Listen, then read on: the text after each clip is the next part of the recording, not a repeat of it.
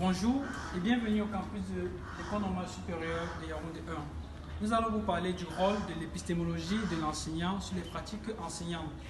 Il s'agit d'un document rédigé à l'intention de la communauté éducative sur les didactiques et les rapports avec les enseignements et la formation.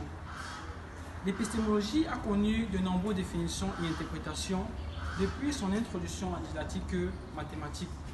L'épistémologie de l'enseignant est un outil qui va nous permettre de mettre en liaison l'épistémologie et les notions de condition, concession, connaissance et savoir. Une conception épistémologique est un ensemble de conditions, de connaissances et de savoir qui cherche à définir les connaissances d'un individu ou d'un groupe d'individus et les moyens de les évaluer, de les enseigner et de les apprendre. L'épistémologie a pour but de les identifier et de les unifier. Nous avons l'épistémologie scolaire, qui est l'ensemble de conditions qui circulent au sein de l'école sur les méthodes, les objets et la finalité des enseignements. Elle influence donc sur l'activité didactique et le choix des programmes scolaires. Nous avons aussi l'épistémologie de société, qui est l'ensemble des obligations, comme l'obligation de résultat. Les mauvaises conceptions épistémologiques des enseignants influencent donc sur les pratiques enseignantes et aussi sur les méthodes d'évaluation. Le problème élucidé donc dans cet article est de savoir quels sont les effets d'une formation épistémologique lacunaire sur l'activité didactique des enseignants. Ce document pose donc le problème des mauvaises conceptions épistémologiques des enseignants et leurs conséquences sur leurs pratiques enseignantes. Nous allons donc analyser les éléments didactiques comme celui de milieu didactique, d'obstacles épistémologiques, de contrats didactiques pour montrer comment les conditions peuvent influencer sur le processus enseignement-apprentissage. Je vous remercie. À présent, nous allons parler du milieu didactique. Conformément à la théorie des situations, pour aider l'apprenant à construire et à développer ses connaissances, l'enseignant doit tenir compte du milieu didactique. Pour cela, il doit orienter les apprentissages aux besoins de ce milieu et mettre en relation l'apprenant et ce milieu didactique.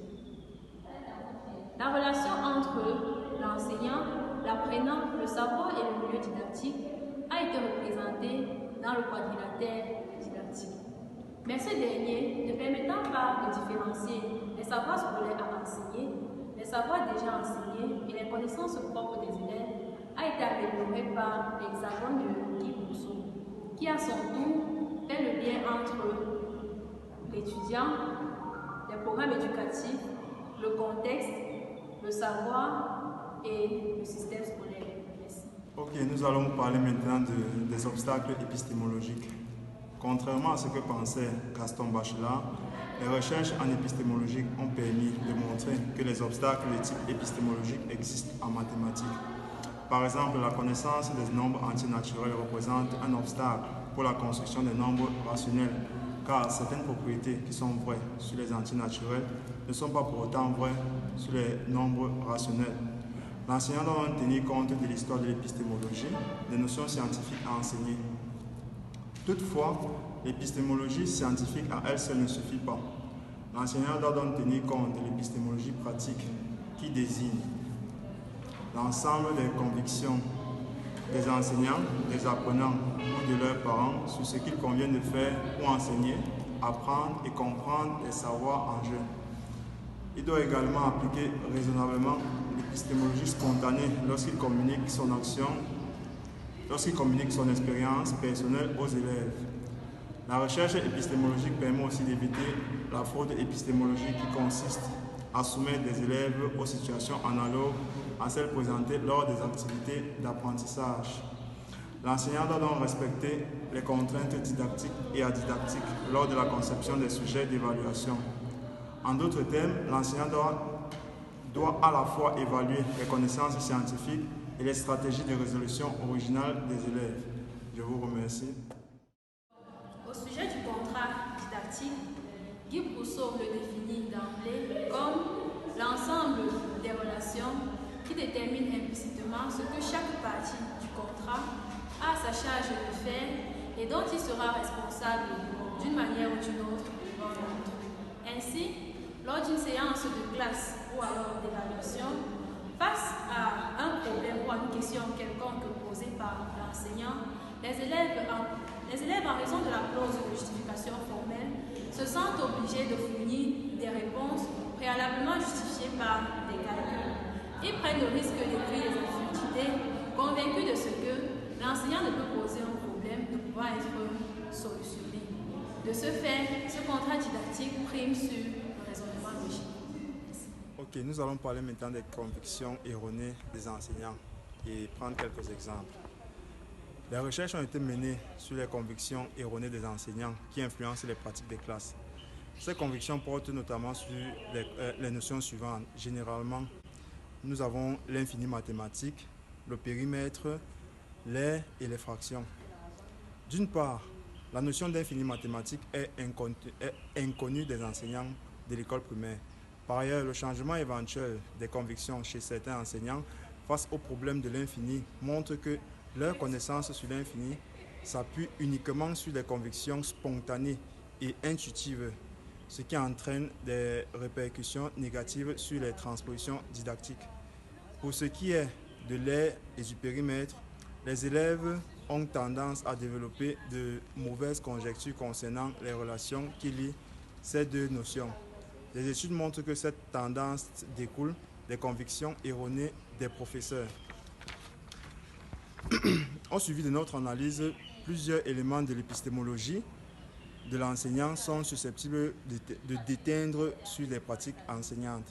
Tout d'abord, nous pouvons citer la notion de perpendiculaire à une droite.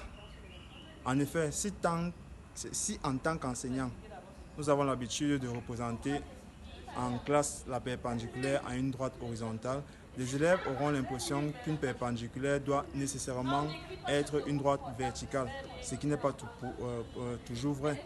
Nous avons des perpendiculaires pour des droites obliques et des perpendiculaires pour des droites horizontales. Je vous en remercie. Bon. Au suivi d'autres analyses, en tant qu'enseignant, plusieurs éléments de notre épistémologie sont susceptibles d'éteindre sur nos pratiques enseignantes. Nous avons notamment la variation des situations. En effet, il est important pour l'enseignant de varier les situations en classe, de changer ses différentes formulations des exercices et de multiplier les exemples. Nous allons prendre l'exemple de la construction de la perpendiculaire à une droite.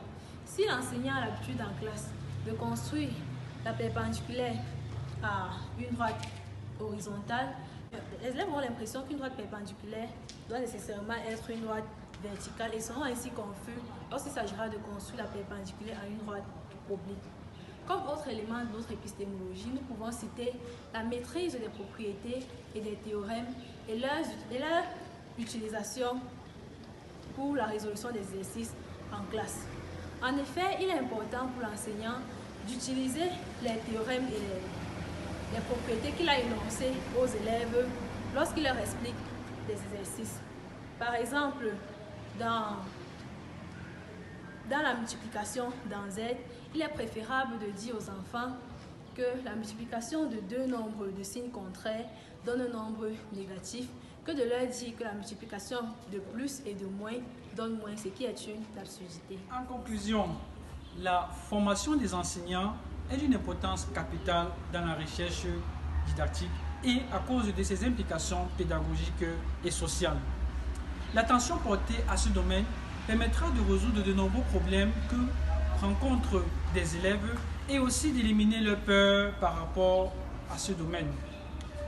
L'épistémologie des mathématiques, vue donc comme la didactique des mathématiques, est un moyen pour atteindre ce but. Nous avons montré dans ce document comment les obstacles ou l'absence de la culture épistémologique des enseignants peuvent influencer sur les objectifs de la didactique. Nous vous remercions et à la prochaine.